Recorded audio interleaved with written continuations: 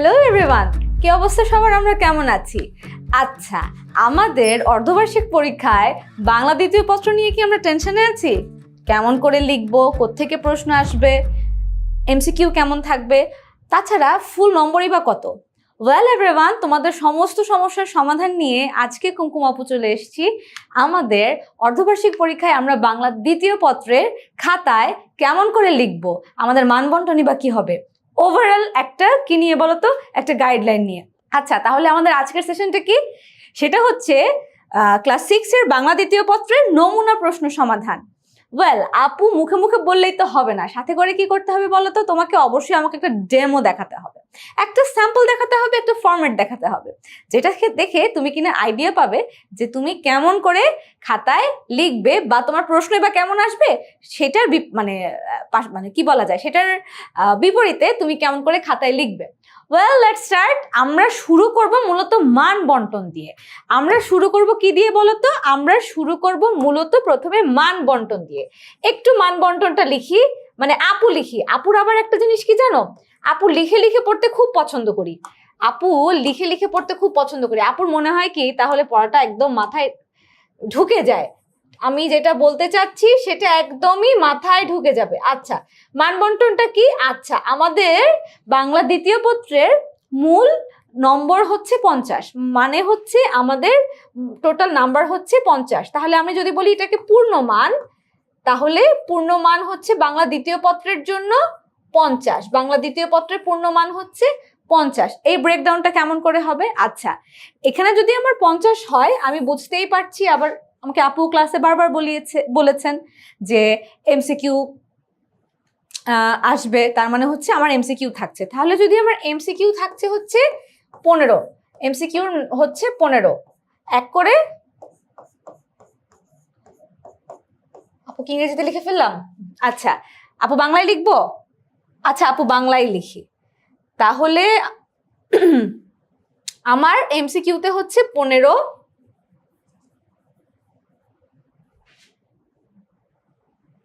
আমার এমসিকিউতে হচ্ছে আমার 15, 1 ইন্টু 15 সমান সমান 15। আচ্ছা, তাহলে আমার এমসিকিউ এর 15 চলে গেল। তাহলে 50 থেকে 15 চলে গেলে কত থাকে বলো তো? 35। আচ্ছা, তাহলে তারপরে যেটা আসবে হচ্ছে আমাকে হয় একটা অনুচ্ছেদ লিখতে হবে, অথবা একটা আমাকে কম্প্রিহেনশন দিয়ে দিবে, সেই কম্প্রিহেনশন বা অনুচ্ছেদ পড়ে সেখান থেকে 5টা প্রশ্নের উত্তর দিতে হবে। সেখানে আমার আছে হচ্ছে 5। আমি এটা খুব বড় একটা হেডিং হবে, অনুচ্ছেদ, অথবা ব্যাপারটা এরকম, অনুচ্ছেদ লিখো, অথবা যেটা হয় আমাদের কম্প্রিহেনশনের মতো যে উদ্দীপক, বা এখানে তো উদ্দীপক ঠিক না, এটাকে বলা যায় কি, একটা অনুচ্ছেদ পড়ে প্রশ্নের উত্তর দাও, প্রশ্নের উত্তর দাও। আমি সংক্ষেপে লিখলাম, সেটাতেও হচ্ছে এক একটা প্রশ্নের জন্য 1 করে, তাহলে 5টা প্রশ্ন থাকবে, 5টার জন্য 5, অথবা একটা অনুচ্ছেদে তোমাকে 5 নম্বরের জন্য লিখতে হবে। তারপরে 2 নম্বরে আমি আসি, আমার হয় সারমর্ম অথবা সারাংশ। তুমি হয় সারমর্ম লিখবে, অথবা তুমি সারাংশ লিখবে। সেইটার জন্য তোমার হচ্ছে কত বলো তো? একটাই লিখতে হবে তোমাকে, সেটাতে হচ্ছে 5। তারপরে তোমাকে কি লিখতে হবে জানো? তারপরে তোমাকে না, 2 নম্বরে সারমর্ম সারাংশ না, ভুল বলেছি। 2 নম্বরে, আচ্ছা যাই হোক, অসুবিধা নেই, 2 নম্বরে লেটার অ্যাপ্লিকেশন এই টাইপের একটা কিছু হয়। আচ্ছা, তাহলে আমি ঠিক করে দিই, কি বলো? দাঁড়াও 1 মিনিট, আমি স্লাইডে কিভাবে রেখেছি দেখি, সেভাবেই যাই। হ্যাঁ, যেটা বলছিলাম, এটা 3 নম্বরে যাবে। ইরেজ করে দিচ্ছি, এটা হচ্ছে 3 নম্বরে যাবে। 2 নম্বরে আসবে হচ্ছে চিঠি অথবা আবেদনপত্র, আবেদনপত্র অথবা চিঠি, আবেদনপত্র অথবা চিঠি, আবেদনপত্র অথবা চিঠি।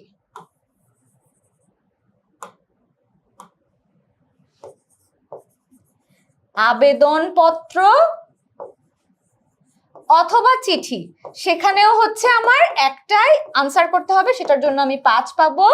3 নম্বরে আমার আসবে সারমর্ম অথবা সারাংশ, সেখানেও আমার 1 করে 5, মানে 1 করে বলছি, একটাই আসবে, সেটাতে আমার 5 আর কি। তারপরে আসবে আমার ভাব সম্প্রসারণ, এখানে দুটো থেকে তোমাকে যে কোনো একটার উত্তর দিতে হবে। ভাব সম্প্রসারণ, সেখানেও হচ্ছে আমার 1 × 5 = 5। আর তারপরে হচ্ছে 5 নম্বরে আমার কি আসবে জানো? 5 নম্বরে আসবে আমার রচনা। 5 নম্বরে আমার আসবে রচনা। আমার যে কোনো তিনটা রচনা থেকে,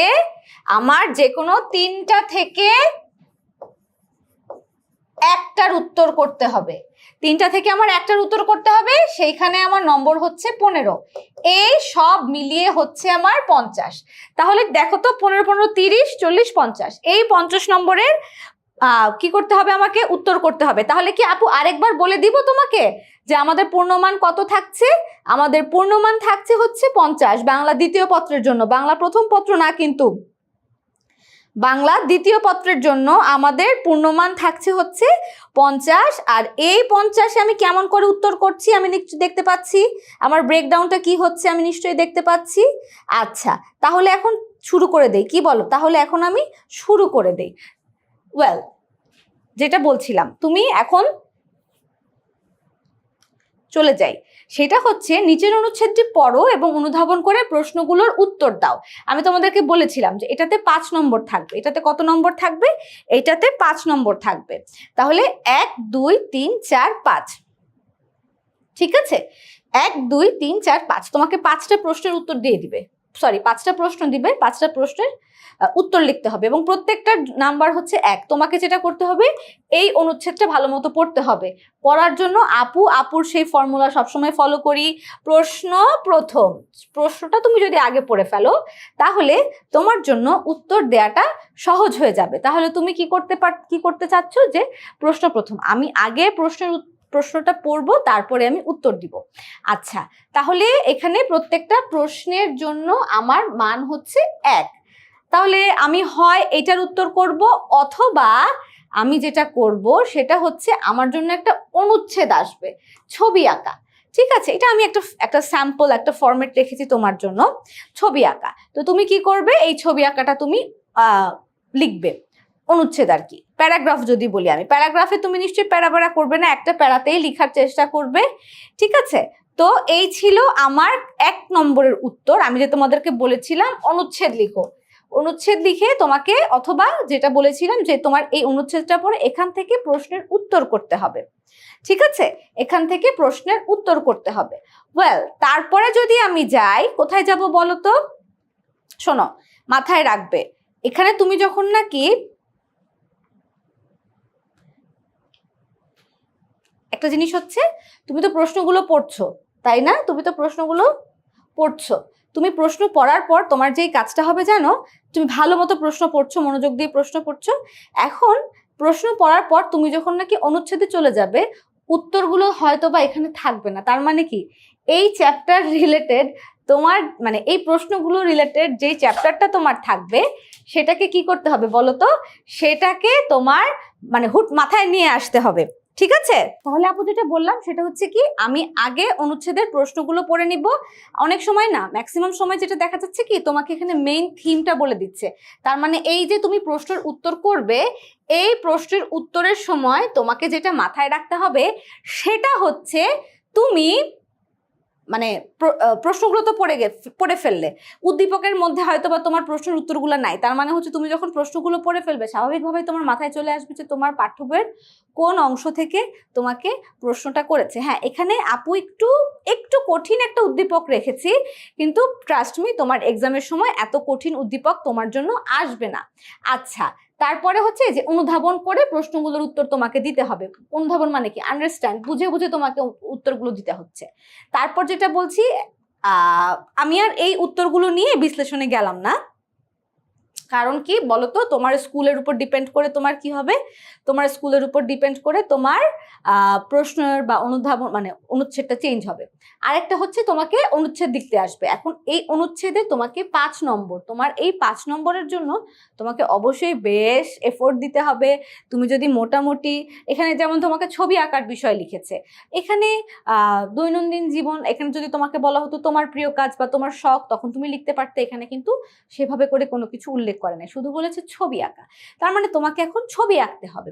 এই যে তুমি ছবি আঁকবে, এই ছবি আঁকার বিষয়টা কি হবে বলতো, এই ছবি আঁকার মানে লেখার বিষয়টা এখানে তুমি মূলত প্রথমে কি হবে, তুমি যেমন রচনায় লেখো না, রচনাতে সূচনা থাকে, তারপরে বর্ণনা থাকে, তারপরে শেষে গিয়ে আমরা উপসংহার দেই, মানে আমি জাস্ট তিনটা কি বলা যায় 3 প্যারার মধ্যে তোমাকে বুঝিয়ে ফেললাম। ঠিক তেমনি করে তুমি যখন অনুচ্ছেদ লিখবে এবং মাথায় রাখো তোমাকে এই অনুচ্ছেদের জন্য 5 নম্বর দেয়া হবে, 1-2 নম্বর না, 5-5টা নম্বর।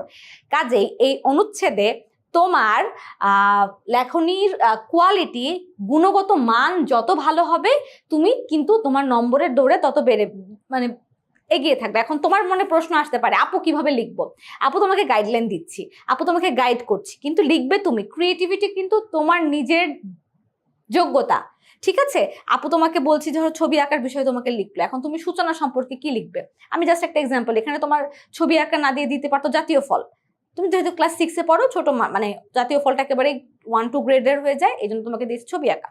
এখন ছবি আঁকাটা মূলত কি একটা শিল্প, একটা কাজ, একটা শিল্পকলা। এখন মজার বিষয় হচ্ছে এটা আমরা বাংলাদেশ ও বিশ্ব পরিচয় পড়ি না যে সংস্কৃতি, তো আমি বলতে পারি যে আসলে এটা একটা ক্রিয়েটিভ কাজ বা এটা একটা সৃজনশীল কাজ, যেটা মূলত আমরা কি করি, এখানেই যেমন করে লেখা আছে সেটা যেই তুমি একেবারে মুখস্থ করে লিখবে ব্যাপারটা কিন্তু তা নয়। ব্যাপারটা হচ্ছে যে আপু তোমাকে একটা ইনস্ট্রাকশন দিচ্ছি, মানে আপুর মতো করে বলছি, তো দেখা যাচ্ছে যে এটা এমন একটা কাজ, এমন একটা শিল্প যেটা আসলে মানুষের মনকে প্রফুল্ল করে। শিল্পের কাজই তো কি করা, মানুষের মনকে প্রফুল্ল করা, যে বোর্ডেম বা মানুষের যে জীবনে একঘেয়েমি থাকে, যে ক্লান্তি থাকে, এই বিষয়গুলোকে দূর করে দেয়া, ঠিক আছে? তো এইরকম তুমি ফার্স্টে একটু ইন্ট্রো লিখলে, ইন্ট্রো লেখার পর একটু গ্যাপ দিলে, গ্যাপ মানে হচ্ছে কি এইরকম না যে একটা প্যারা করলে, হয়তো বা তোমার লাইনটা শেষ হয়ে গেল, এখানে হাফ লাইনে শেষ হয়ে গেল, তুমি আর ওখান থেকে শুরু করলে না, তুমি একটু নিচ থেকে শুরু করলে, ঠিক আছে? গ্যাপ মানে ইন আ সেন্স যে 1 ফিঙ্গার স্পেস দিয়ে তুমি প্যারা করছো, সে ব্যাপারটা যেন না মনে হয়, ঠিক আছে? তো এইরকম করে তুমি তারপরে মাঝখানে একটা প্যারা নিয়ে আসলে যে আসলে ছবি আঁকা মূলত কাদের প্রিয় কাজ, সবারই ছোট মানে মানুষ কিন্তু ছবি আঁকতে পছন্দ করে। দেখা যায় কি আমি হয়তো বা প্রফেশনাল আর্টিস্ট না, বা হতে পারে আমি সুন্দর করে একটা কি বলবো যে সুন্দর করে একটা বলও আঁকতে পারি না, কিন্তু দেখা যাচ্ছে যে হাতে যখন কাগজ কলম থাকে কিছু না কিছু আমরা আঁকি, হয়তো বা একটা স্টার আঁকছি, একটা পতাকা আঁকছি, বা দেখা যাচ্ছে যে পাখি আঁকার চেষ্টা করছি। মানে সবার মধ্যেই না এই বিশেষ গুণটা বা এই বিশেষ ইচ্ছাটা থাকে। আমরা যদি গুণ বলে সেটাকে আলাদা হ্যাঁ আপু গুণ বলতেছেন তাহলে তো খুব পারফেক্ট হতে হবে, ঠিক আছে, আমি সেটা না গেলাম। সবার একটা শখ থাকে, সবার একটা ইচ্ছা থাকে, বা আমাদের মনের গহীনে দেখা যাচ্ছে যে অবচেতন মনেও দেখা যাচ্ছে যে আমাদের মনের মধ্যে একটা শিল্পী সত্তা কাজ করে। আমরা যেমন গুনগুন করে গান গাই, ঠিক আছে, তারপরে খুব খুশি হলে একটা খুশিতে লাফ দেই, ঠিক তেমনি করে হাতে যখন কাগজ কলম আসে একটু আমরা কি করি, একটা দাগ টানি, আঁকাউকি করি, আঁকিবুকি করি আর কি, ঠিক আছে? তো এই বিষয়টাই হচ্ছে কি ছবি আঁকা, তখন তুমি বিস্তারিত লিখবে। কেউ হয়তো বা প্রফেশনাল আর্টিস্ট, কেউ হয়তো বা প্রফেশনাল না, কিন্তু তারা হয়তো বা খুব ভালো ছবি আঁকতে পারেন, কেউ হয়তো বা দুইটার কোনোটাই না, ঠিক আছে? মানবীয় সত্তায় যেটা হয়, মানুষের মনের একটা দিক, মানুষের শিল্পী সত্তা প্রত্যেকটা মানুষের মধ্যেই আছে, সেই শিল্পী সত্তাটাকে জাগিয়ে তুলতে মানুষ কি করে, মনের অজান্তে হাতে কাগজ কলম আসছে, খাতায় পেন্সিলে দাগাদাগি করছে। এই রকম মানুষের মূলত কি করে, ছবি আঁকা মানুষের কল্পনার শক্তিকে বাড়াতে সাহায্য করে। তো এইরকম করে আমি ব্যাপারটাকে গুছিয়ে লিখবো। তারপরে কি বলছে যে দেখো বর্তমান সময়ে ছবি আঁকা যে কেবল একটা শখ তা না, একটা সম্মানজনক পেশা। ওই তো তুমি সুন্দর করে গুছিয়ে লিখছো যে আসলে ছবি আঁকা বিষয়টা কি, মানুষ কেন ছবি আঁকে, কারা ছবি আঁকে, কখন ছবি আঁকে, ছবি আঁকলে কি হয়, এটার কি কোনো আসলে অর্থকরী দিক আছে কিনা। হ্যাঁ, তো এই ছোটখাটো বিষয়গুলো মোটামুটি তুমি চিন্তা করবে যে 5 নম্বরের জন্য আমি যদি 5টা পয়েন্টে লিখি, 5টা পয়েন্টে আমি লিখবো, এবং প্রত্যেকটা পয়েন্টে মোটামুটি 3 থেকে 4 লাইন আমি কল্পনা করে রাখবো। আমার মাইন্ড ম্যাপিং থাকবে। মাইন্ড ম্যাপিং মানে কি জানি কি আমরা, আচ্ছা আমাদের একটা মাইন্ড ম্যাপিং থাকবে, সেই মাইন্ড ম্যাপিংটা ধরে ধরে ধরে ধরে আমরা আগাবো। আচ্ছা এই গেল আমার 1 নাম্বার। তারপর আসছে 2 নাম্বারে। 2 নাম্বার হচ্ছে তোমার জীবনের লক্ষ্য জানিয়ে তোমার পিতার নিকট একখানা পত্র লেখো, অথবা বোনের বিয়ে উপলক্ষে 5 দিনের ছুটি চেয়ে তোমার বিদ্যালয়ের অধ্যক্ষের নিকট একটা পত্র লেখো। মজার বিষয় হচ্ছে কি জানো, মজার বিষয় হচ্ছে তোমাকে হয় চিঠি লিখতে হবে অথবা আবেদনপত্র লিখতে হবে। তুমি চিঠি বা আবেদনপত্র যেটাই লেখো না কেন, তোমার চিঠি বা আবেদনপত্রের নম্বর হচ্ছে 5। এবং একটা মজার বিষয় কি জানো, তুমি যখন চিঠি বা আবেদনপত্র লিখবে তোমার মাথায় থাকতে হবে যে অ্যালাইনমেন্টটা যেন ঠিক থাকে। অ্যালাইনমেন্ট মানে বোঝো? অ্যালাইনমেন্ট মানে হচ্ছে যে আমরা বাংলায় কবিতা লিখতাম না, কাছে দূরে কাছে দূরে, হ্যাঁ, সামনে থেকে বা পেছন থেকে বা মাঝখান থেকে। এই যে আমি যখন লেখা শুরু করছি, তারিখ দিচ্ছি, স্থান লিখছি, তারপরে শ্রদ্ধেয় বাবা আমার ভক্তিপূর্ণ সালাম নিবেন, এই যে লেখাগুলো আমরা লিখছি, এই বিষয়গুলোকে আমরা অ্যালাইনমেন্ট বলি। তুমি চিঠি বা আবেদনপত্র যেটাই লেখো না কেন, চিঠি বা আবেদনপত্রের মূল বিষয় হচ্ছে এই যে অ্যালাইনমেন্ট। মূল বিষয়ই হচ্ছে অ্যালাইনমেন্ট। তারিখ দিচ্ছি, বরাবর অধ্যক্ষ লিখছি, কমা দিচ্ছি, Dhaka residential model college Dhaka, বোনের বিয়ে উপলক্ষে ছুটির জন্য আবেদন, হ্যাঁ, লিখে আমরা কি করছি, এই যে শুরু করছি যেরকম করে। আমাদের আবার হচ্ছে এই যে এক সিরিয়ালে আমরা কিন্তু রেখেছি, আমরা কিন্তু বাঁকা তারা করি নাই, এটাকেই আমরা অ্যালাইনমেন্ট বলছি। আমাদের যেটা হয় বাংলা দ্বিতীয় পত্রে, আমরা যদি চিঠি লিখি, চিঠির ক্ষেত্রে আমাদেরকে কি করতে হয় বলতো? চিঠিতে আমাদেরকে একটা এনভেলপ আঁকতে হয়। চিঠিতে আমাকে অবশ্যই একটা কি করতে হবে বলতো? একটা এনভেলপ আঁকতে হবে, তাই না? এখানে থাকবে হচ্ছে প্রাপক, আর তারপরে থাকবে হচ্ছে প্রেরক। প্রাপক প্রেরক। প্রাপক হচ্ছে যিনি কিনা চিঠিটা রিসিভ করছেন, আর প্রেরক হচ্ছেন যিনি কিনা চিঠিটা লিখছেন। ঠিক আছে, তাহলে আগে হচ্ছে প্রাপক, পরে হচ্ছে প্রেরক। ঠিক আছে, তোমাকে অবশ্যই একটা কি করতে হবে, তুমি যখন একটা চিঠি লিখবে তোমাকে মাথায় রাখতে হবে চিঠিতে তোমাকে একটা এনভেলপ আঁকতে হবে। ওয়েল, তারপরে আমি চলে যাই 3 নম্বরে। 3 নম্বরে আমি তোমাকে বলেছিলাম 3 নম্বরে আমার কি থাকবে বলো তো? 3 নম্বরে আমার হয় সারাংশ অথবা সারমর্ম। সার অংশ মানে তোমাকে একটা টোটাল কি দিয়ে দিবে বলতো? একটা অনুচ্ছেদ দিয়ে দিবে, সেখান থেকে পড়ে তোমাকে সারাংশ লিখতে হবে। মানে এই বড় কথাটার মূল কথা। সারাংশ মানে হচ্ছে মূল কথা। সারমর্ম কিসের? কবিতার হয় সারমর্ম, আর গল্প অংশের বা কোন একটা গদ্যাংশকে, আমরা গল্প অংশ না বলি গদ্যাংশ, কোন একটা গদ্যাংশের যে মূল কথাটা আমার লিখতে হয় সেটাকে আমি বলছি সারমর্ম। অন্যদিকে কবিতার হয় হচ্ছে সারমর্ম আর কি। কবিতার যেই ধরো যে লাইন দিয়ে দিল, এখান থেকে তোমাকে মূল কথাটা তোমার লিখতে হবে। এখন মজার বিষয় হচ্ছে সারাংশ বা সারমর্মের জন্য তোমার নম্বর কিন্তু 5। এইখানে একটা ট্রিক্স খাটানো জায়গা রয়েছে। এখানে শুধু ট্রিক্স বললে ভুল হবে, এখানে তোমার বুদ্ধিমত্তা প্রয়োগের জায়গা রয়েছে। তোমার বুদ্ধিমত্তা প্রয়োগের জায়গা কি জানো? সারমর্ম বা সারাংশ হিউজ একটা বিষয়, কিন্তু সারমর্ম বা সারাংশ যত শর্টকাটে তুমি লেখা বোঝাতে পারবে। যেমন আমি শর্টকাট কি বলছি, এই যে এত বড় একটা গদ্যাংশ তুমি পড়লে, এই গদ্যাংশটা পড়ে তুমি কি বুঝেছো? তুমি ম্যাক্সিমাম 3 লাইনে উত্তর দিবা, ম্যাক্সিমাম তুমি চেষ্টা করবে 2 লাইনের মধ্যে তোমার উত্তর কমপ্লিট করে দেওয়ার। তুমি যদি 5 নম্বরের জন্য 5 লাইন লেখো তাহলে কিন্তু তুমি নম্বর পাবে না। তুমি যদি একদম পারফেক্টলি 3 লাইনের মধ্যে বোঝাতে পারো যে এই গদ্যাংশের মধ্যে কি লিখেছে, তাহলে 5-এ 5 পাওয়ার তোমার সমূহ সম্ভাবনা থাকে। এবং আমার মনে আছে ছোটবেলায় আমি যখন সারমর্ম বা সারাংশ লিখতাম, আমি সব সময় 5-এ 4.5 পেতাম, সব সময়।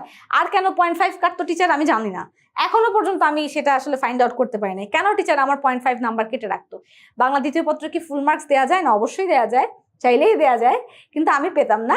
সবসময় 4.5 পেতাম, সবসময় 5-এ 4.5, 5-এ 4.5। তো আমাকে আমার মা, আমার টিচাররা বলতো কি, তোমার হাতের লেখাটা বোধহয় একটু ভালো করতে হবে, হাতের লেখাটা ভালো হলেই তুমি 5-এ 5 পেয়ে যেতে।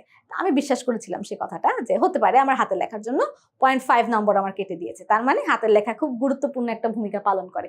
যদিও সেটা কোথাও লেখা থাকে না, কিন্তু ভূমিকা পালন করে, লেখা না থাকলেও ভূমিকা পালন করে। তাহলে যেটা বলছি, তোমার সারমর্ম বা সারাংশ যেটাই আসবে, এখানে আমি একটু বড় করে ফেলেছি। দেখো আমার লাইনসগুলো দেখো। শিক্ষা মূল্যহীন 1 লাইন। শুধু পরীক্ষা পাশের উদ্দেশ্যে পড়াশোনা করলেই জ্ঞান বিকশিত হয় না, 2 লাইন। আমাদের আচ্ছা 3 লাইন, এটা হয়ে গেছে 4 লাইনে। 4 লাইনে আসলে হবে না, এটাকে আমার 3 লাইনে কভার করে দিতে হবে, ম্যাক্সিমাম 3 লাইন। আমি যদি 3 লাইনে কভার করে রাখতে পারি তাহলেই আমার নম্বর পাওয়ার প্রবণতা কিন্তু অনেক বেড়ে যাবে। আচ্ছা, তারপর বলেছে সারমর্ম। বিশ্বজোড়া পাঠশালা মোর, সবার আমি ছাত্র, নানানভাবে নতুন জিনিস শিখছি দিবারাত্র। এ পৃথিবীর বিরাট খাতায় পাঠ্য যে সব পাতায় পাতায়, শিখছি সেসব কৌতূহলে, নেই দ্বিধালেশ মাত্র। তার মানে আমি বুঝতে পারছি এটা আমার ক্লাস 5-এ আমি কি পড়েছিলাম, সবার আমি ছাত্র পড়েছিলাম, তাই না? সবার আমি ছাত্র থেকে আসছে। তো আমাকে কি করতে হবে, এই সারমর্ম মানে হচ্ছে সারমর্ম, মূল কথা লিখতে হবে। এই পদ্যাংশের মূল কথা আমাকে লিখতে হবে। দেখি তো, এটা আমি 1 লাইন, 2 লাইন, 3 লাইনে শেষ করেছি। তার মানে আমার 4.5 পাওয়ার সম্ভাবনা বেড়ে গেছে। এখন তুমি যত সহজে প্রাণবন্তভাবে সহজ শব্দ চয়নে মাথায় রাখবে, সারমর্মে আমরা কোনো ধরনের কোটেশন ব্যবহার করতে পারবো না। ভাব সম্প্রসারণ, সারমর্ম সারাংশতে কোনো ধরনের কোটেশন ব্যবহার করা যাবে না, কোনো ধরনের কোটেশন ব্যবহার করা যাবে না। এই কোটেশনগুলো আমি কোথায় ব্যবহার করতে পারবো? আমি এই কোটেশনগুলো শুধুমাত্র রচনার জন্য প্রিজার্ভ করে রাখি, কারণ আমার রচনাতে আমি কি করতে পারবো বলতো, রচনাতে আমি কোটেশন ব্যবহার করতে পারবো। সো নোট করে রাখি এই লাইনটা, যে সারমর্ম সারাংশ অথবা ভাব সম্প্রসারণে কোনো ধরনের কোটেশন ব্যবহার করা যাবে না। আচ্ছা, তারপর যেটা বলছিলাম, তুমি যখন নাকি সারমর্ম বা সারাংশ লিখবে, মাথায় রাখো যে তুমি কোনো কোটেশন দিচ্ছ না এবং সহজ প্রাণবন্ত শব্দচয়ন, সহজ শব্দচয়ন, খুব কঠিন কোনো শব্দ তুমি লিখবে না, কারণ তোমার কাছে জানতে চেয়েছে মূল কথা। এখন মূল কথা বলতে চাই, তুমি যদি খুব কঠিন কোনো একটা শব্দ ব্যবহার করে ফেলো, সেটা মূলত এর সৌন্দর্য হারায়, তো সেখানে কি হয়, নম্বর পাওয়ার সম্ভাবনা একটু কমে যায়। কাজেই খুব কি তুমি বুঝতে পারছো যে তুমি যখন সারমর্ম বা সারাংশ লিখবে, 5-এ 4.5 পেতে চাইলে আমার মতো একদম সহজ সরল সাবলীল শব্দচয়নে, সহজ সরল সাবলীল ভাষায় কোনো ধরনের কোটেশন ব্যবহার না করে আমি সারমর্ম বা সারাংশ লিখব। ফাইন। তারপর আমাকে যে কোনো একটা ভাব সম্প্রসারণ লিখতে হবে, আমি লিখে ফেলবো, দুটো আসবে, দুটো থেকে যে কোনো একটা আমাকে লিখতে হবে। ভাব সম্প্রসারণে মূল ভাব, সম্প্রসারিত ভাব, শেষ কথা, এই ভাবে লেখে। কিভাবে লেখে? মূল ভাব, সম্প্রসারিত ভাব, শেষ কথা। যদিও এখানে আমি একটা প্যারায় লিখে ফেলেছি, কিন্তু তুমি চাইলে ভাব সম্প্রসারণে মূল ভাব, সম্প্রসারিত ভাব, শেষ কথা বা সমাপ্তি এভাবেও লিখতে পারো। ঠিক আছে? তোমার স্কুল কিভাবে প্রেফার করে বা শুদ্ধ নিয়ম যেটা, সেটা হচ্ছে মূল ভাব, সম্প্রসারিত ভাব, তারপরে হচ্ছে কি, যেহেতু এটা ভাব সম্প্রসারণ 3টে প্যারায় হয়, মূল ভাব, সম্প্রসারিত ভাব, আর তারপর উপসংহার বলি বা শেষ কথা বলি, যেটাই বলি আমি, বা সমাপ্তি যেটাই আমি বলি, আমরা লিখব। তো তোমাকে যে বলেছে যে কোনো একটি ভাব সম্প্রসারণ, বন্যেরা বনে সুন্দর, শিশুরা মাতৃক্রোড়ে, তার মানে আমি তোমাকে কি বলেছিলাম বলো তো? আমি তোমাকে বলেছিলাম যে এই যে তুমি একটা লাইনের ভাব সম্প্রসারণ, মানে এই লাইনটাকে টেনে তুমি বড় করছো, ভাবটাকে সম্প্রসারিত করছো। মনে রাখবে, ইলাস্টিক আমরা টেনে বড় করি না, ঠিক তেমনি হচ্ছে ভাব সম্প্রসারণের ব্যাপারে। এক্ষেত্রে হয় আমাকে ভাব সম্প্রসারিত করতে হয়। তো আমি এটাকে টেনে বড় করব। আমি যখন এটাকে টেনে বড় করব, 5টা নম্বর আমাকে দিবে, সেই অনুচ্ছেদের মতো তুমি মাথায় রাখো। তোমাকে মূলভাবে যে লিখতে হবে যে আসলে এই কথাটা দিয়ে কি বোঝাতে চেয়েছে, যে বন্যেরা বনে সুন্দর, শিশুরা মাতৃক্রোড়ে, তার মানে আমি বুঝতে পারছি যে বন্যেরা বনে সুন্দর, শিশুরা মাতৃক্রোড়ে বলতে মূলত বোঝানো হয়েছে জগতের প্রত্যেকটা বস্তুরই নিজস্ব স্থান রয়েছে এবং সে তার নিজের জায়গায় সুন্দর। যেমন একটা ফুল তুমি লিখতে পারো, যেমন গাছে যখন একটা ফুল থাকে, তার সৌন্দর্য এবং ফুলদানিতে রাখা একটা ফুলের সৌন্দর্য কিন্তু এক নয়। গাছের ফুল যেমন অপার্থিব সৌন্দর্যে আমার মনকে মুগ্ধ করে, ঠিক তেমনি গাছে রাখা মানে ফুলদানিতে রাখা একটা ফুল আমার মনকে ততটা আন্দোলিত করে না।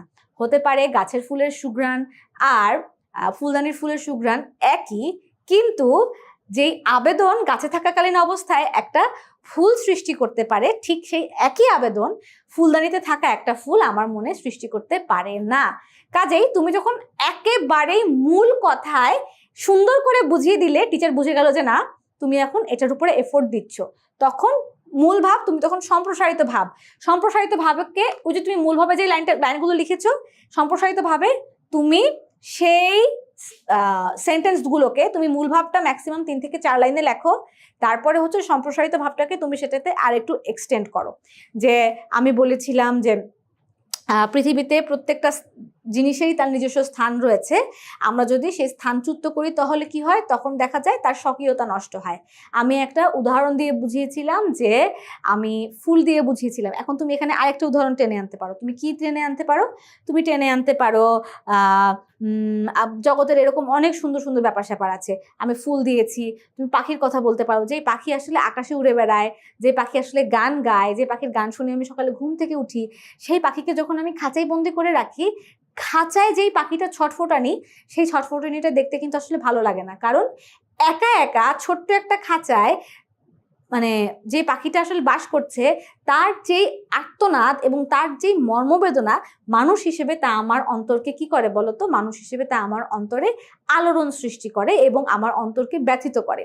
ঠিক আছে, তখন তুমি বোঝাবে যে আসলে তার যেই উপযুক্ত স্থান, সেই পাখির উপযুক্ত স্থানটা কোথায় বলতো? সেই পাখির উপযুক্ত স্থান হচ্ছে বনে, গাছের ডালে। সেটা না করে আমি কি করছি, আমি তার জগতে তার জন্য একটা শূন্যতা তৈরি করছি। প্রকৃতি এই শূন্যতাটাকে মেনে নিতে পারছে না। প্রকৃতিও দেখা যায় যে কি, এই তার সঙ্গীহীন বিষয়টাকে প্রকৃতিও আসলে আমাকে রিটার্ন করে। কিরকম, যে এই পাখির ডাক শুনে আমি ভোরবেলা ঘুম থেকে উঠতাম, সে পাখির ডাক আমি এখন শুনি না। যে পাখির কলকাকলি শুনে আমার মনটা প্রফুল্ল হতো, সে পাখির কলকাকলি বা কলতান এখন আর আমি শুনতে পাই না। কাজেই তুমি যখন নাকি সুন্দর করে গুছিয়ে বুঝাতে পারবে যে আসলেই তো আমার এই ভাবটা বা এই কথাটার মূল কথাই হচ্ছে এটা, তখন কি হবে বলো তো? তখন কিন্তু তোমার নম্বর পাওয়ার দৌড়ে কিন্তু তুমি অবশ্যই কি করবে, নম্বর পাওয়ার দৌড়ে তুমি অবশ্যই এগিয়ে থাকবে। আচ্ছা, তারপরে 2 নম্বরটা বলেছে জন্ম হোক। আচ্ছা, তারপরে শেষ কথাটা আমি শেষ করি নাই। শেষ কথা তুমি কি লিখবে? উপসংহারে তুমি কি লিখবে? উপসংহারে তুমি লিখবে, এই যে উপসংহার আমারটা এখানে চলে এসছে না, এটা এখানে থাকার কথা না, এটা থাকার কথা এখানে। উপসংহারে তুমি লিখবে যে কেন বন্যেরা বনে সুন্দর শিশুরা মাতৃ করে। তুমি তো মূল ভাব লিখলে যে আসলে তুমি কি বোঝাতে চেয়েছো, তারপর সেটাকে সম্প্রসারিত করলে। এখন তুমি শেষ কথা কি বলে কথায় ফুল স্টপ টানবে, বা তোমার যুক্তির শেষ কোথায়? তোমার যুক্তির শেষ এখানেই। প্রকৃতি যদি তার সন্তান, যেমন প্রকৃতির সন্তানকে ফুল, গাছ, লতা, পাতা, পাখি, পশু, হ্যাঁ ফল, এরাই তো প্রকৃতির সন্তান।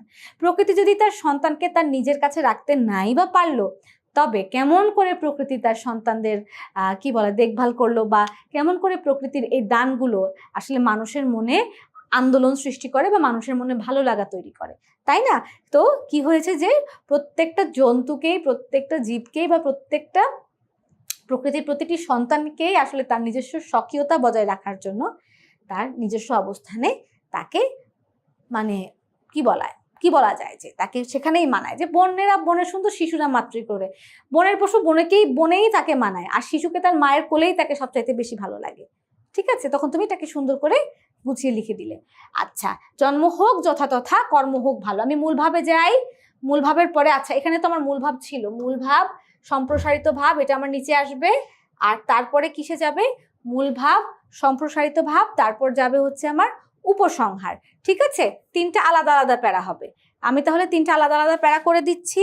আমার প্রথমটা হবে হচ্ছে মূল ভাব, প্রথমটা হবে হচ্ছে আমার মূল ভাব, প্রথম প্যারা। তারপর হচ্ছে আমার সম্প্রসারিত ভাব,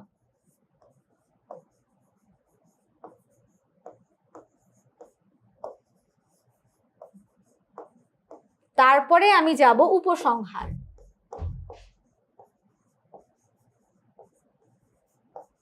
ঠিক আছে, তাহলে আমি বুঝতে পারছি আমার মূল ভাব, আমার সম্প্রসারিত ভাব, আমার উপসংহার, এই নিয়ে আমার ভাবের সম্প্রসারণ বা ভাব সম্প্রসারণ। আচ্ছা, তাহলে আমি বলছি জন্ম হোক যথাতথা, কর্ম হোক ভালো। দেখো, মানুষের জন্মস্থান কখনো তার কি বলা যায়, তার কাজকে মূল্যায়ন করতে পারে না। সে যে মানুষ, আমি যেটা বলছি যে সমাজের উঁচু স্তর নিচু স্তর, সেটা বিষয় না। বিষয় হচ্ছে মানুষের আসলে কি, মানুষের, আমি এখানে কোনো ধরনের কিন্তু কোটেশন ব্যবহার করতে পারবো না, কোথায় জন্ম কোথায় নরক, এই যে টাইপের কোনো ধরনের কি বলা যায় কোটেশন বা কবি বলেছেন এই টাইপের কথা আমি এখানে ব্যবহার করতে পারবো না। ব্যবহার করলেই আমার এখানে নম্বর কমে যাবে, নম্বর কাটা যাবে। তো যেটা বলছে, কোথায় স্বর্গ কোথায় নরক, কে বলে বহুদূর, মানুষের মাঝে স্বর্গ নরক, মানুষেই সুরাসুর। ঠিক আছে, তো যেটা বলছিলাম যে আমি চাইলেই কি করতে পারবো না, এখানে কোনো ধরনের কোটেশন ব্যবহার করতে পারবো না। তো আমাকে যেটা করতে হবে, আমি যেটা লিখলাম যে জন্ম হোক যথাতথা, যেখানে সেখানে মানে কি, সে হয়তো বা কৃষকের ঘরে জন্মগ্রহণ করতে পারে, সে রাজার ঘরে জন্মগ্রহণ করতে পারে, দ্যাট ডাজন্ট ম্যাটার। এগুলো আসলেই ম্যাটার করে না। ম্যাটার করে কি, ম্যাটার করে যে তুমি কেমন করে তোমার কাজটা কতখানি মানুষের জন্য ইম্প্যাক্টফুল, তোমার কাজটা কতখানি মানুষের জীবনে প্রভাব ফেলেছে, ইতিবাচক ভাবে প্রভাব ফেলেছে, এবং সেই কাজের মাধ্যমে তুমি মানুষের মনে জায়গা করে নিয়েছো। ঠিক আছে, তো এটাকেই আমি, দেখো আমি এখানে লিখেছি, যদিও আমার হয়তো বা কি বলা যায়, স্লাইড ইস্যুর কারণে আমার প্যারাগুলো একটু একটার সাথে আরেকটা চলে গিয়েছে, অসুবিধা নাই, আমি তোমাকে দেখিয়ে দিলাম তুমি কিভাবে লিখবে। মূল ভাব, সম্প্রসারিত ভাব, উপসংহার, তুমি এইভাবে করেই প্যারা লিখবে। ঠিক আছে, মূল ভাব, সম্প্রসারিত ভাব, মূল ভাব, তারপরে হচ্ছে সম্প্রসারিত ভাব, তারপরে আসবে হচ্ছে কি, তারপরে আসবে হচ্ছে উপসংহার। ঠিক আছে, আপুকে আরেকবার লিখে দিব? আচ্ছা, আপু আরেকবার লিখে দিই, তাহলে কি পাচ্ছি, মূল ভাব, প্রথমেই আসবে আমার মূল ভাব,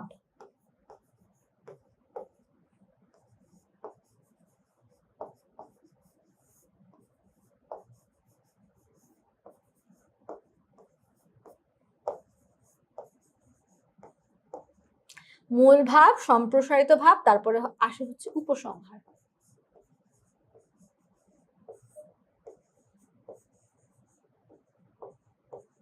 ঠিক আছে, তাহলে আমি এমনি করেই সুন্দর করে লিখে ফেলবো। ওয়েল, তারপরে যেটাতে যাব সেটা হচ্ছে তোমাকে রচনা লিখতে হবে। যে কোনো একটি বিষয়ে প্রবন্ধ রচনা করো, যার নম্বর থাকবে হচ্ছে 15। মনে রাখবে তোমাকে 3টা অপশন দিবে এবং তোমাকে ক্লুজগুলো উল্লেখ করে দিবে, তোমাকে ক্লুজগুলো উল্লেখ করে দিবে। তোমাকে অপশন দিয়ে দিচ্ছে, সাথে সাথে তোমাকে ক্লুজগুলোও দিয়ে দিচ্ছে। তোমাকে অপশন দিয়ে দিচ্ছে, সাথে সাথে তোমাকে কি দিয়ে দিচ্ছে বলো তো, ক্লুজও দিয়ে দিচ্ছে।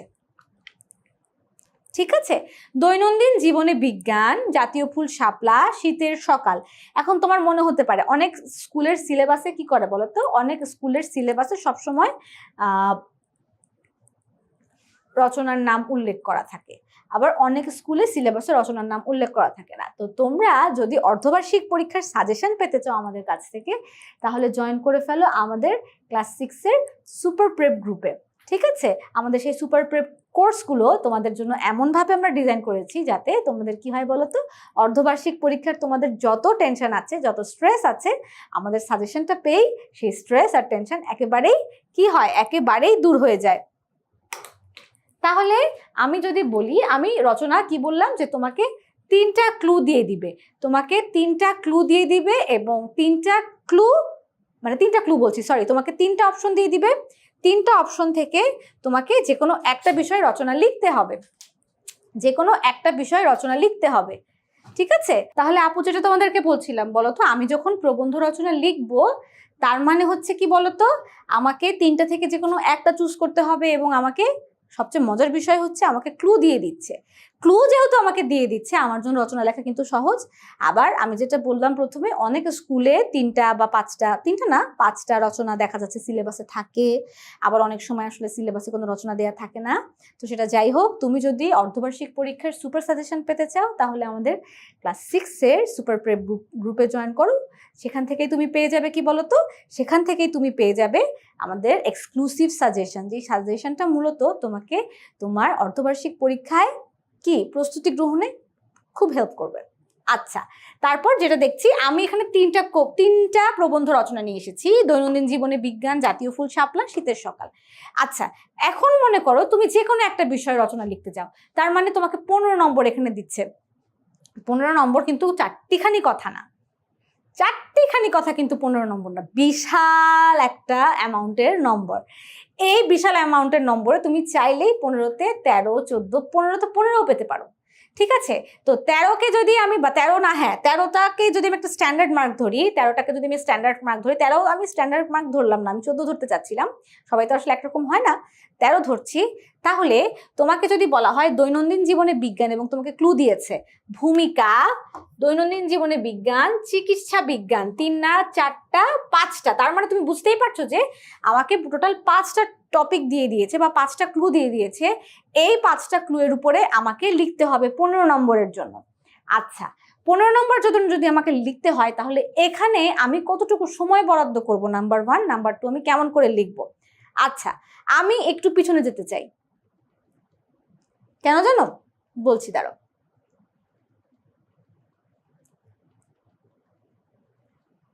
আচ্ছা, আমি জানি যে আমার পরীক্ষাতে আমার জন্য যে 1 ঘন্টা 15 মিনিট রিটেন অংশে বা রচনামূলক অংশে বা নির্মিতি অংশ যদি বলি আমি, আমার নির্মিতি অংশে, আচ্ছা এখানে আমি একটু লিখে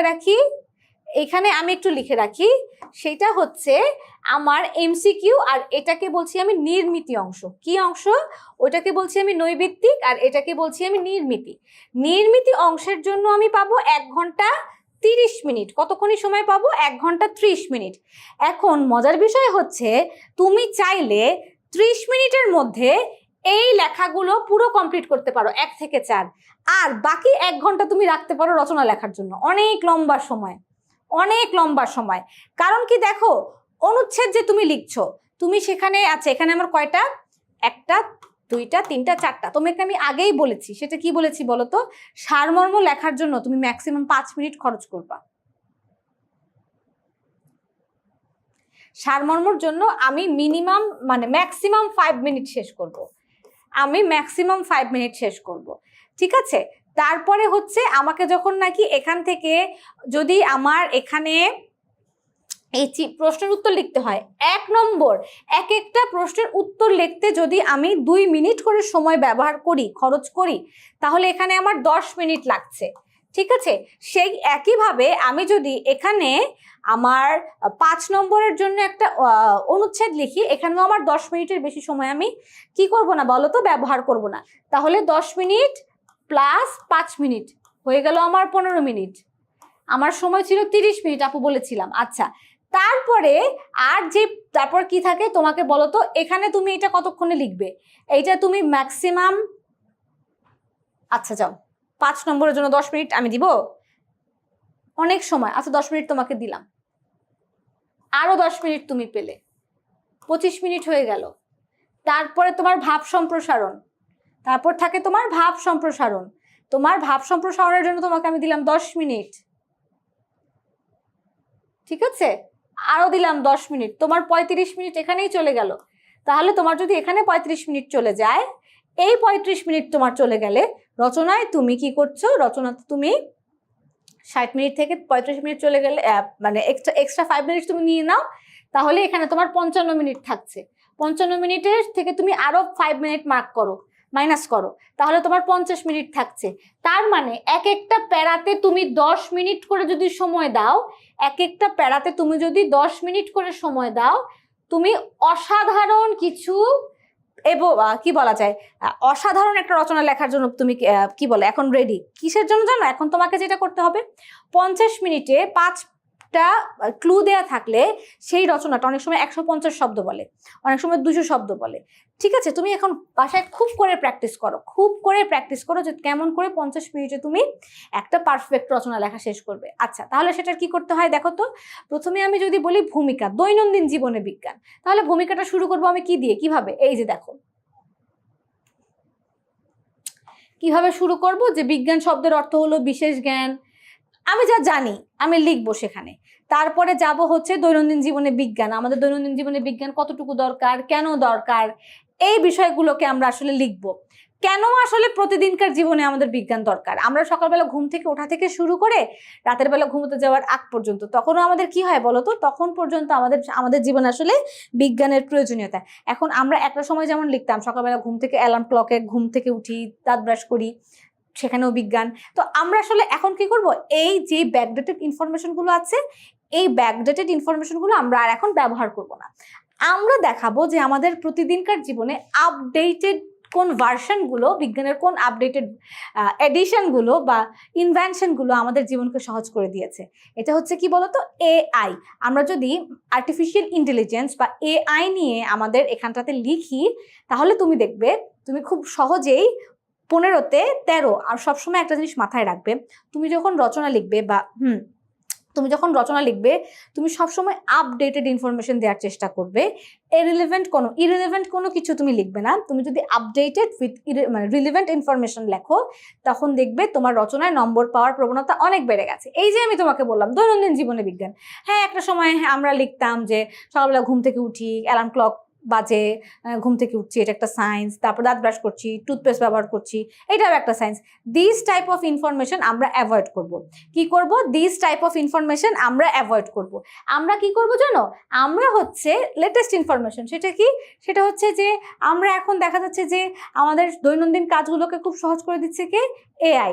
আমাদের একটা সময় আমাদের গ্যাসের এখন ক্রাইসিস হচ্ছে, তো এই গ্যাসের ক্রাইসিসটাকে মিনিমাইজ করে দিচ্ছে কি? ইলেকট্রিক চুলা। তারপর দেখা যাচ্ছে কি যে আমরা এখন ইনভার্টার চুলা ব্যবহার করছি, ইন্ডাকশন চুলা ব্যবহার করছি। আমাদের জ্বালানিও সাশ্রয় হচ্ছে, গ্যাসের উপর চাপ কমছে না। আবার কি হচ্ছে বলো তো? বিকল্প ব্যবস্থাও তৈরি হচ্ছে। আবার আমরা বলছি যে এখন আমাদের যাতায়াত ব্যবস্থাটা খুব সহজ হয়ে গেছে। আগে যেখানে দেখা যেত যে আমাদের অফিস যেতে বেশ টাইম লাগতো, লম্বা সময় লাগতো, এখন মেট্রো রেল এসেছে, ঠিক আছে, আমাদের যাত্রাটাকে সহজ করে দিয়েছে। আগে জ্বালানির উপর চাপ পড়তো, পেট্রোল ব্যবহার করা গাড়ি ছিল, এখন ইলেকট্রিক কার এসছে। আমাদের দেশে নাই, দেশের বাইরে তো অবশ্যই আছে, যেটাকে টেসলা বলে আর কি। তো যেটা বলছিলাম, তো তুমি এই নামগুলো, এই ইনফরমেশনগুলো তুমি যদি দৈনন্দিন জীবনে কোন কোন জায়গায় আমাদেরকে হেল্প করছে। আগে যেমন কি হতো, আগে কি তোমার পড়ার জন্য গুগল করতে হতো, তারপর দেখা যেত যে তোমার টিচারের জন্য ওয়েট করতে হতো, এখন তুমি সেটা করছো না। এখন খুব সহজে কি হচ্ছে, এই যে তোমাদের জন্য আমরা ভিডিওসগুলো রেডি করছি, ইউটিউবে সার্চ করলেই 10 মিনিট স্কুলের পেজে গেলেই তোমরা আমাদের তৈরি করা ভিডিওগুলো দেখতে পাচ্ছ। যে কোনো মুহূর্তে তোমার যদি কোনো হেল্পের প্রয়োজন হয়, সব ধরনের প্লেলিস্ট আমাদের রয়েছে, সেখানে তুমি জানতে পারছো। কাজে তোমাকে থামিয়ে রাখার কিছু নাই। এইভাবে করে তুমি কি করছো, দৈনন্দিন জীবনে তোমার বিজ্ঞান কোন কোন ক্ষেত্রে তোমাকে কাজে দিচ্ছে বা কোন কোন জায়গায় তোমাকে হেল্প করছে, সেই ব্যাপারগুলো তুমি লিখতে পারছো, ঠিক আছে। তারপরে হচ্ছে আমাদের চিকিৎসা বিজ্ঞান আমরা জানি যে এখন আগে যেটা কি হতো, অনেক সূক্ষ্ম অপারেশন, যেটাতে আসলে হিউম্যান টাচের দরকার ছিল, যে একজন সার্জনের দ্বারা ব্রেইনের চিকিৎসা করতে হবে। এখন দেখা যাচ্ছে যে ইলেকট্রিক হ্যান্ড বের হয়ে গেছে। ইলেকট্রিক হ্যান্ড তুমি আমি দেখি না, গবেষকরা বা চিকিৎসা বিজ্ঞানের ক্ষেত্রে অনেক আপগ্রেডেড যেই হসপিটালগুলোতে রয়েছে, সেখানে এখান থেকে বসে বসে কম্পিউটারকে কি করছে, মানে কমান্ড দিচ্ছে, আর সেই ইলেকট্রিক হ্যান্ড, রোবোটিক হ্যান্ডটা কি করছে, রোবোটিক হ্যান্ড যেটাকে বলে, ও ব্রেনের সার্জারি করছে, ও হার্টের সার্জারি করছে, খুব সেন্সিটিভ, খুব টাফ যে সার্জারিগুলো, সেগুলো তারা ডিল করছে। আচ্ছা, তারপরে দেখা যাচ্ছে যে চিকিৎসা বিজ্ঞানে আর কোন জায়গায় রোগ নির্ণয়ের ক্ষেত্রে, মানে ডায়াগনোসিসের ক্ষেত্রে এখনকার যেই কি বলা যায় যে মেশিনারিজগুলো আছে, খুব বেশি আপগ্রেডেড। তোমার বডিতে যদি একদম মানে কি বলে, বডির অভ্যন্তরে খুব ছোট্ট, মনে করো একদম পিঁপড়ার সাইজের একটা গোটা হয়েছে, সেটাকেও দেখে ফেলার, এবং সেখান থেকেও দেখা যাচ্ছে যে কি বলা যায়, সেল নিয়ে টেস্ট করা, যেটা আসলে কি হয়েছে, কেন অসুখটা হচ্ছে, সেই অসুখের উপরে ডিপেন্ড করে তোমাকে মেডিসিন প্রস্তুত করা। এই সমস্ত বিষয়গুলোকে কি করছে বলো তো? এই সমস্ত বিষয়গুলোকে আসলে সায়েন্স কি করছে? সায়েন্স হেল্প করছে। তারপর ধরো মেডিসিনে এখন ইম্প্রোভাইজেশন, আপডেটেড মেডিসিন বের হয়ে যাচ্ছে, আপডেটেড ট্রিটমেন্ট বের হয়ে যাচ্ছে, ঠিক আছে। মানুষের গড় আয়ু বেড়ে গেছে। কেন মানুষের গড় আয়ু বেড়ে গেছে? কারণ চিকিৎসা ক্ষেত্র অনেক উন্নতি হয়েছে।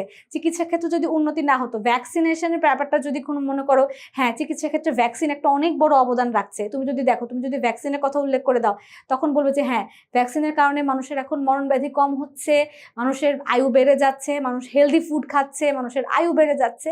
তো এইরকম করে তুমি যখন মানুষ প্রোডাক্টিভ থাকছে লম্বা সময় ধরে, ঠিক আছে, চিকিৎসা ক্ষেত্রে বিজ্ঞান তুমি লিখলে, বিজ্ঞানের কল্যাণধর্মী অবদান, এই যে দেখো বিজ্ঞান কোথায় কল্যাণ না করছে, পড়াশোনার ক্ষেত্রে হেল্প করছে, তোমার যোগাযোগ ব্যবস্থায় হেল্প করছে, যাতায়াতে তোমাকে হেল্প করছে। যোগাযোগ মানে কি, তুমি আগে মনে করো তোমার আব্বু আম্মু জানবে যে দেশের বাইরে আমাদের কোনো রিলেটিভস থাকলে তার সাথে কথা বলতে আমাদের অনেক লম্বা সময় লাগতো, অপেক্ষা করতে হতো, বছরে হয়তো বা 2 দিন 3 দিন কথা বলতে পারতাম। এখন তোমার মন চাইছে হোয়াটসঅ্যাপে কল করছো, মন চাচ্ছে তুমি মেসেঞ্জারে ফোন করছো, মন চাচ্ছে তুমি কি করছো, আর যেই মানে যোগাযোগের মাধ্যমগুলো রয়েছে, তুমি তাদের সাথে কথা বলতে পারছো।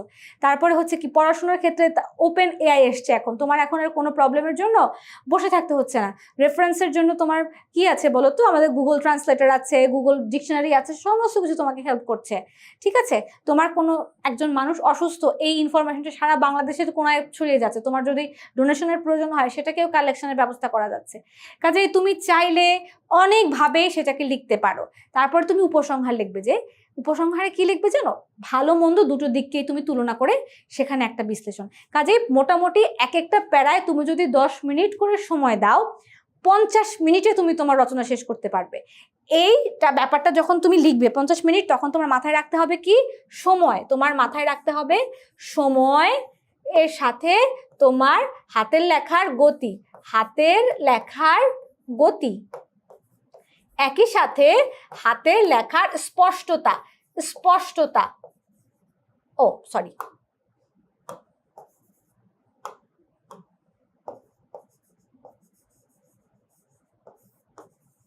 ঠিক আছে? এই জিনিসগুলো তুমি যদি মাথায় রাখো যে আচ্ছা ঠিক আছে, সময়ের কথা মাথায় রেখে আমি গতি বাড়িয়ে দিচ্ছি, গতি বাড়িয়ে দিলে আমার হাতের লেখা স্পষ্ট থাকছে না, লেখা খারাপ হয়ে যাচ্ছে, তখন কিন্তু নম্বর পাওয়ার প্রবণতা কমে যাবে। কিন্তু সময়ের সাথে আমার হাতের লেখার গতির একটা ব্যালেন্স আছে, যার জন্য আমার লেখাও স্পষ্ট, তখন কি হবে? নাম্বার পাওয়ার প্রবণতা কিন্তু অনেক বেড়ে যাবে। কাজে আমরা যখন লিখবো এই বিষয়গুলো আমাদের মাথায় রাখবো, ঠিক আছে? আর বাকি যে রচনাগুলো রয়েছে সেই রচনাগুলো নিয়ে আমি খুব বেশি একটা কথা বললাম না, কারণ এখানে চেঞ্জেস ব্যাপার স্যাপার আসবে। তো এই ছিল আমার মোটামুটি নির্মিতি অংশ। এই ছিল আমার কি অংশ? আমি তোমাদের সাথে এমসিকিউটা নিয়ে কথা বলবো, এখন যাচ্ছি, দাঁড়াও। তার আগে আমি আরেকবার চলে যাই কিসে? আচ্ছা, আমি মান বন্টন দেখেছি, আমি সময় বন্টন দেখেছি, আমি দেখেছি যে আমার কোথা থেকে কতটুকু অংশ আসবে আমাকে লিখতে হবে, কেমন করে লিখলে আমি ফুল মার্কস পাবো, কেমন করে। চাইলে কিন্তু বাংলা দ্বিতীয় পত্রে ফুল মার্কস পাওয়া যায়, এটা নির্ভর করছে তোমার দক্ষতার উপর। তোমার দক্ষতা কখন বাড়বে? তুমি আপুর সাথে ক্লাস করলে, সাথে সাথে তুমি লেখার প্র্যাকটিস করলে। দেখো, তুমি যত লেখা লিখবে তোমার ততই লেখার কোয়ালিটি ভালো হবে। আচ্ছা, তাহলে এখন আমি চলে যাব এমসিকিউ অংশে। এখন আমি কোথায় চলে যাব? আপু এখন চলে যাবে এমসিকিউ পার্টে। তোমার 15টা এমসিকিউর জন্য তুমি 15 মিনিট সময় পাবে, এক একটার জন্য 1 মিনিট, ঠিক আছে? এক একটার জন্য তুমি 1 মিনিট করে সময় পাবে। এখানে আপু উত্তর সহ রেখেছি। তোমার যেই চ্যাপ্টারগুলো রয়েছে সেই চ্যাপ্টারগুলোর পেছনে যে অনুশীলনী থাকবে, তোমার যে অনুশীলনী থাকবে,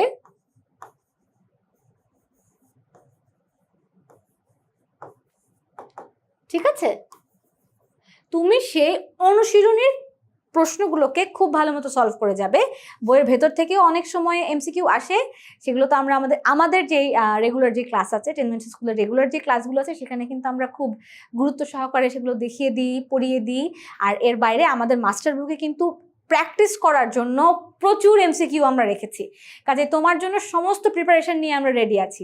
তুমি যদি অর্ধবার্ষিক পরীক্ষায় একটা ভালো রেজাল্ট করতে চাও, অর্ধবার্ষিক পরীক্ষায় সুপার সাজেশন পেতে চাও, তাহলে আর দেরি না করে আমাদের ক্লাস 6 সুপার প্রেপ গ্রুপে অংশগ্রহণ করো। তখন দেখা যাবে যে তুমি তোমার প্রয়োজনীয় সমস্ত কিছু সেখান থেকে পেয়ে যাচ্ছ, ঠিক আছে? এখানে আমি তোমার জন্য এমসিকিউ রেখেছি।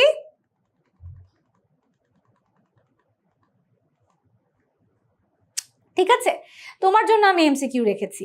কাজেই তুমি আজকে যারা আপুর সাথে ক্লাসটা করলে, আমি বিশ্বাস করছি বা আমি আশা করছি তোমাদের এই যে নমুনা প্রশ্ন নিয়ে, বাংলা দ্বিতীয় পত্র নিয়ে তোমরা কেমন করে পরীক্ষা দিবে। কারণ কি, তোমরা ক্লাস 5 পর্যন্ত এক ধরনের প্যাটার্নে পড়ে এসছো, ক্লাস 6-এ তোমাদের প্যাটার্নটা সম্পূর্ণ ভিন্ন। তোমরা ক্লাস 5-এ বাংলা প্রথম পত্র, বাংলা দ্বিতীয় পত্র একটা কম্বাইন্ড সাবজেক্ট হিসেবে পড়েছো, কিন্তু ক্লাস 6-এ তোমার বাংলা প্রথম পত্র আলাদা, বাংলা দ্বিতীয় পত্র আলাদা। বাংলা দ্বিতীয় পত্রের জন্য তোমার প্রিপারেশনটা সম্পূর্ণ আলাদা। কাজেই তোমার বাংলা দ্বিতীয় পত্রের প্রিপারেশনে তোমার যেন কোনো ঘাটতি না থাকে, সেই ঘাটতি পূরণ করার জন্য টেনমেন্টস স্কুলের পক্ষ থেকে আমি কুমকুম শারমিন আজকে তোমাদের সাথে কি নিয়ে আসলাম বলো তো? নমুনা প্রশ্নের সমাধান। নমুনা প্রশ্নের সমাধানে তোমরা প্রথমে কি দেখলে বলো তো? তোমরা প্রথমেই দেখলে আপুর হাতে লেখা একটা পূর্ণমানে আমরা দেখলাম 50 নম্বরের পরীক্ষা, আমরা সেখানে 35 নম্বর আসছে আমাদের নির্মিতি অংশ থেকে, বাকি 15 নম্বর আসছে আমাদের এমসিকিউ অংশ থেকে, এবং আপু A to Z তোমাকে ধরে ধরে বিশ্লেষণ করে দিলাম কতটুকু অংশে তুমি কতখানি কতটুকু অংশের জন্য তুমি কতটুকু সময় ব্যয় করবে, কেমন করে লিখলে তুমি সেখান থেকে ফুল মার্কস টেনে নিয়ে আসতে পারবে। ঠিক আছে, সব সময় একটা জিনিস মাথায় রাখবে, তোমাদের কমন একটা প্রশ্ন, আপু পারি না, কিন্তু আমি জানি এই পারি না যারা বলে সেই সংখ্যাটা খুব কম, তারা আসলে পারে না, তারা আসলে চেষ্টা করে না।